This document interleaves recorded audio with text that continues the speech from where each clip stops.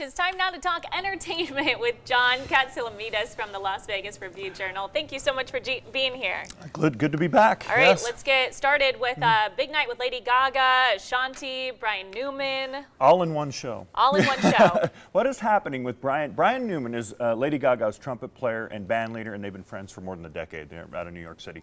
Brian, there he is in the white tux. He wears a tux well. He does a show called After Dark at Nomad Restaurant after all of Gaga's shows. After Jazz and Piano on Saturday night, it was a thing. There's Gaga there in front of Ashanti, who sang her song, Foolish. Now, I'm sitting on what we call house left or stage right, just out of the, you might even be able to see me in the left there. How many people are here? It's jammed. I don't know what, really? it's, I would say a couple hundred, Marissa, but I'm not sure. It's at code. That's still very small. Oh, well, it's intimate, yeah. This night was one of those only in Vegas. I was sitting in a place where it was David Copperfield on the right, Ashanti on the left, and her entourage. I got to meet them, and then Gaga came over. She showed up after Jazz and Piano and started singing with Brian, which she's done. This is the 4th time she's done it. So she sings Call Me Irresponsible, Just a Gigolo, Fly Me to the Moon, and all those songs. And then she comes over and physically grabs Ashanti to bring her up on stage. Ashanti's in sweatsuit, in a sweatsuit, and in a Louis Vuitton sweatsuit. She looked great, big glasses. She's wonderful. And she came up and sang Foolish and danced with Gaga too. I got all this on video on my Cat's landing page. It was a whole thing until 3 a.m., man, and we were still pretty fired up when we walked out of there. Amazing. But You're right, only in Vegas. That was a night. Yeah, only in and Vegas. Brian does his shows after every Gaga show, Enigma and Jazz and Piano, through at least December. And I think he'll be back next year through the spring, too, with her dates through next May. All right, so, sounds good. Let's talk about Santana. He's back. I love him. Carlos Santana is back at the at House of Blues at Mandalay Bay.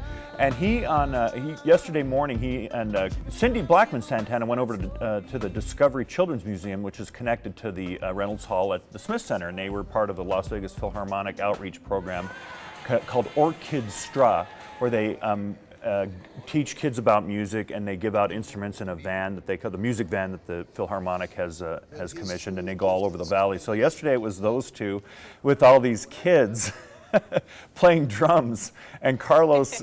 These guys are great. Cindy Santana, by the way, I always say I don't need to see another drum solo in my life except for Cindy Santana. She is amazing. And Carlos, by the way, he says he's going to sing on his next album because Eric Clapton asked him to sing on his next album. So we'll see that. Then you got to do it. He's got to do it, and he's touring the world, touring overseas next spring, April and May. But he's back this weekend at House of Blues, and I will be there one night. I'll tell you that. All right, sounds good.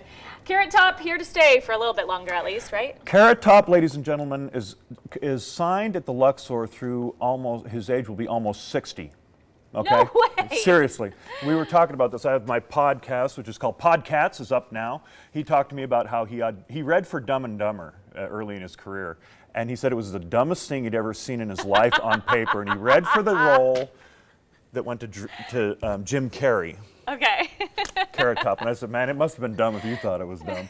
But yeah, there's a whole bunch of really cool stuff on Cats and Podcats with Scott Thompson, his real name, and he's signed last week through 2025, and he's been there. He will have been there for 20 years. All right, yeah. We got a quick second for one more. Sebastian, actually, you take that away. Sebastian Maniscalco has signed back. He's coming back in May for to the Encore Theater, and this weekend, The Irishman, his movie, is coming out. And I'm really interested in this because I've been talking to him over the course of time about this role. Martin Scorsese directs, Robert De Niro, Robert De Niro, I'm sorry, and Joe Pesci in this movie. And I feel like Sebastian will be a great actor because he does the Italian character really well. He's really funny, and you should see him for 4 dates over 2 nights next spring at Encore Theater. That's his Las Vegas home, so I had an interview with him recently. We talked all about that. Great. John, thank you so much for joining us and all that great information. We'll be right back after the break.